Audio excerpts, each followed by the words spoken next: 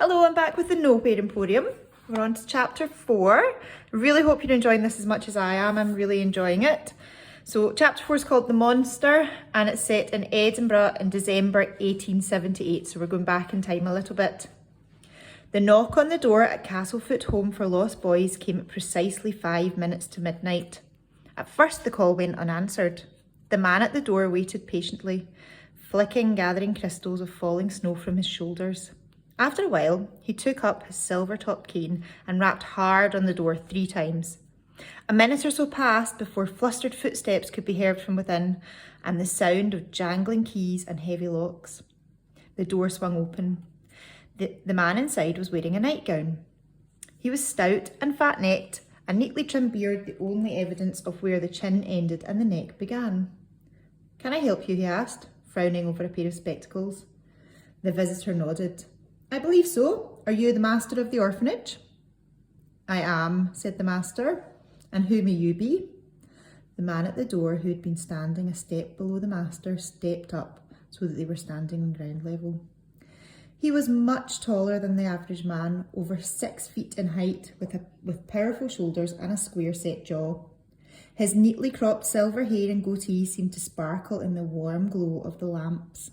His eyes were cold, icy blue. "I'm here about the boy," he said, his voice barely more than a whisper. After a moment of hesitation, the master's eyes widened.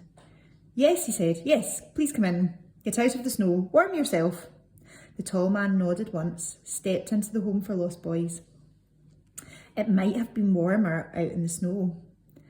"Can I offer you a drink, Mr. Sharp? Vindictus Sharp." "No drink, thank you. Best see the boy as soon as possible." "If you don't mind my saying, Mr. Sharp," said the master, "you may have picked a more reasonable hour to visit." "The asylum does not wish to draw attention to the boy," the tall man replied. "Such cases attract stigma, unless, of course, you wish the child's condition to become common knowledge." The master shook his head. No, this will do fine." "Very well," said Vindictus Shark. "This boy, he has been here since birth?" The master nodded. "More or less." "And have these incidents happened regularly?" Again the master gave a nod. His face had transformed at the mere mention of the boy, taking on a haunted, hollow sort of look. "Do you think you can do something about it?" he asked, clasping his hands. Sharp raised an eyebrow. "May I speak with him?" he said. The master picked up a lamp and led Vindictus Sharp through the entrance hall to a caretaker's office where he picked a large key from a hook on the wall.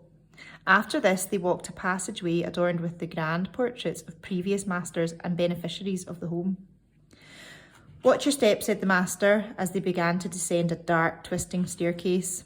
The stairs opened out to another corridor, this one lit by a solitary glass lamp. The place smelled of damp and dirt and faintly of disinfectant. "You keep him down here," said Sharp. The master, who was a pace or two ahead, turned and his face was a white mask of shame. "We've no choice," he said. Then, almost as a way of apology, he added, "He's very well fed and we let him out into the open air once a week. There are many children in this city who have much worse." Sharp did not answer. They reached the door at the end of the corridor. The master took the rusted key and placed it in the keyhole. It was stiff and it took him a few attempts to open the lock. He reached for the doorknob, but Sharp's gloved hand blocked him. "I think I will take it from here," he said. The master stared for a moment. "Alone? Are you sure?" "You're welcome to wait here," said Sharp, "but if I am to evaluate the boy, then yes, I must speak with him privately." In spite of the cold, the master wiped a bead of sweat from the end of his nose. "Very well," he said. "If it is necessary, I suppose. But I will be here by the door should you need me." Vindictus Sharp's mouth twitched. It may have been a smile, but he had turned towards the door before the master could properly tell. He reached for the handle and slowly opened the door. The room beyond was small and square. The only items of furniture were a small bed made from cast iron and a simple wooden bookcase packed with volumes of various size and thickness. At the foot of the bed sat a boy. He was perhaps 10 years old, scrawny, almost to the point of being skeletal, with a mop of ragged wild hair. At first glance, Sharp thought him unremarkable, save for his eyes, which were the angry grey of a thundery ocean sky. Sharp closed the door in the master's peering face. His gaze returned to the child. "Are you here to take me away?" said the boy. Sharp brushed a smudge from the silver handle of his cane. "That depends," he said, and he indicated the bookcase. "You like to read?" The boy nodded. "I love it. The words let me go somewhere else in my head, away from here." Vindictus Sharp scanned the contents of the bookcase. There were some children's stories there, among them Alice's Adventures in Wonderland and Treasure Island. But there were also books that were not for children. "You've read all of these?" he asked, tapping the complete works of Shakespeare with his cane. The boy nodded. The tall man bowed his head.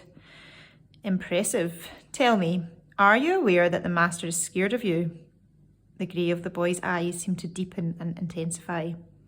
"Everyone's scared of me, and they should be." "Why might that be?" asked Sharp. The boy fixed him with a cold stare. "Because," he said, "I can do things that they can't. I can do things that nobody can." He nodded towards the door. "They call me a monster." Vindictus Sharp's face remained as blank as the walls. "Show me," he said. The boy's gaze travelled to the bookcase. At once it began to tremble. Several books tumbled to the floor, and then one of the books, bound in green leather, shot away from the shelves as though it had been thrown. But this book did not hit the floor. Its pages opened and began to flap, and the book circled over Sharp's head like an awkward bird. After 30 seconds or so, the book thudded to the bare stone floor. Sharp's face remained calm, but the boy could see that something in his eyes had changed. "Everything all right in there?" came the master's voice out of the hallway. Neither the boy nor the tall man answered. "Why aren't you scared of me?" asked the boy. Sharp said nothing. For the first time, the boy was aware how strikingly blue his eyes were. Without warning, every remaining book on the shelves soared into the air and began to circle and swoop around the room, never colliding, though there were many of them. The boy's mouth fell open. He watched and watched until Sharp glanced towards the bookcase, and in seconds the books were back, each in exactly the spot it had previously occupied. Vindictus Sharp flattened out a crease on one of his leather gloves. His blue eyes met the grey eyes of the boy. "I am not afraid of you," he said, "because I am a monster too." Okay, we're at this little bird bit here, so I think a little bit of time has passed. A doctor from the city asylum arrived at the orphanage early next morning. He had been called upon to evaluate one of the boys, a child who had been involved in unexplained and occasionally violent incidents. When the master led him down the narrow stairs to the dark corridor and opened the door, he was at a loss to explain where the boy might have gone, or why several of the books were missing from the bookcase. The doors to the building were locked immediately, and every inch of the place searched, but there was no trace of the child. He had simply vanished. The master had no recollection of ever having answered the door the previous night. He possessed no memory of Vindictus Sharp in his impeccable suit, or how he had led him to the boy in the basement. He certainly could not remember how he himself had helped pack the child's belongings and seen them out safely out. That night, and every night thereafter, the master would dream of a man and a boy walking together through the falling snow. Though he ran, he could never quite catch them up. Okay, so that's the end of chapter 4.